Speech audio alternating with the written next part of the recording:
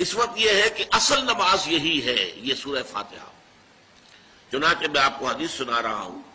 جو صحیح بخاری میں بھی ہے، صحیح مسلم میں بھی ہے، جامع ترمذی میں بھی ہے، سنن ابی داود میں بھی ہے، سنن نسائی میں بھی ہے، اور بہت سی کتابوں موجود ہے۔ اور یہ عن عبادۃ بن صامت رضی اللہ تعالی عنہ، حضرت عبادہ بن صامت سے ہے مرفوعاً کہ حضور نے فرمایا لا صلاۃ لمن لم یقرأ بفاتحۃ الکتاب، اس شخص کی کوئی نماز نہیں ہے جس نے کہ سورہ فاتحہ کی تلاوت نہیں کی۔ اب اس سے ہمارے ہاں ایک بڑا اختلاف پیدا ہوا، وہ نوٹ کر لیجیے۔ ایک رائے یہ ہے آپ اگر علیحدہ نماز پڑھ رہے ہیں تو ظاہر بات ہے کہ آپ کو ہر رکعت میں خود پڑھنی ہی پڑھنی ہے سورہ فاتحہ۔ جب باجماعت پڑھ رہے ہیں اب کیا شکل؟ امام پڑھ رہا ہے سورہ فاتحہ تو کیا مقتدی کو بھی پڑھنی چاہیے؟ اس حدیث میں جو الفاظ کی شدت ہے اس کی بنا پر رجحان یہ ہوتا ہے کہ یقیناً اس صورت میں ہر شخص کو لا صلاۃ لمن لم یقرأ بفاتحۃ الکتاب، جس نے کہ فاتحہ کی تلاوت نہیں کی، قرأت نہیں کی، اس کی کوئی نماز ہی نہیں۔ تو یہ موقف ہے امام شافعی کا، یہی مسلک ہے ہمارے اہل حدیث بھائیوں کا کہ آپ چاہے اکیلے نماز پڑھ رہے ہو، چاہے امام کے پیچھے پڑھ رہے ہو، اور چاہے امام جو ہے وہ جہری رکعت پڑھا رہا ہے اور چاہے سری رکعت پڑھا رہا ہے۔ خاموشی والی رکعت سورہ آپ کو معلوم ہے کہ نماز جو ظہر اور عصر کی ہے تو چاروں رکعتیں جو ہے وہ سری ہے، مغرب کے اندر آ کر دو جہری ہیں ایک سری ہے، عشاء میں آ کر دو جہری ہیں دو سری ہیں،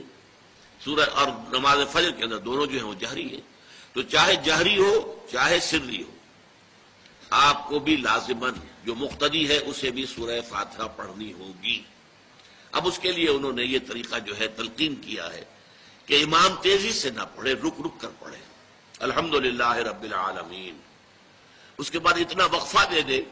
کہ جو مقتدی ہے وہ بھی کہہ لے اپنے دل میں یا پڑھ لے الحمدللہ رب العالمین الرحمن الرحیم۔ تو یہ رک رک کر پڑھنا، خاص طور پر اگر آپ کو موقع ہوا ہو کسی اہل حدیث امام کی امامت میں نماز ادا کرنے کا تو آپ دیکھیں گے کہ بڑا فرق ہے۔ ہمارے جو حنفی امام الحمدللہ رب العالمین الرحمن الرحیم مالک یوم الدین ایاک نعبد و ایاک نستعین، چار آیتیں جو ہیں وہ بھی ایک ساتھ میں پڑھ جائیں گی۔ لیکن یہ کہ عام طور پر جو اہل حدیث حضرات ہیں وہ رک رک کر ٹھہر ٹھہر کر پڑھتے ہیں، ترتیل کے انداز میں پڑھتے ہیں۔ یا پھر دوسری شکل انہوں نے ایک اور کی ہے، یہ آپ سعودی عرب میں جب کبھی نماز پڑھیں گے اور آپ پڑھی ہو آپ نے تو وہاں آپ دیکھیں گے کہ امام جو ہے وہ سورہ فاتحہ پڑھنے کے بعد کوئی ایک منٹ جو ہے خاموش رہتا ہے تاکہ آپ اب جو مقتدی ہیں وہ اس وقفے میں وہ اب سورہ فاتحہ پڑھ لیں، پھر وہ قرات کرے گا، کوئی اور آیات اس نے شامل کرنی ہے تو بعد میں شروع کرے گا، درمیان میں وقفہ ہوگا۔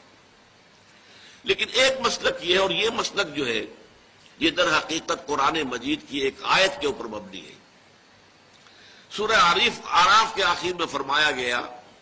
وَإِذَا قُرِئَ الْقُرْآنُ فَاسْتَمِعُوا لَهُ وَأَنصِتُوا، جب قرآن پڑھا جا رہا ہو تو توجہ سے اسے سنو، خود خاموش رہو۔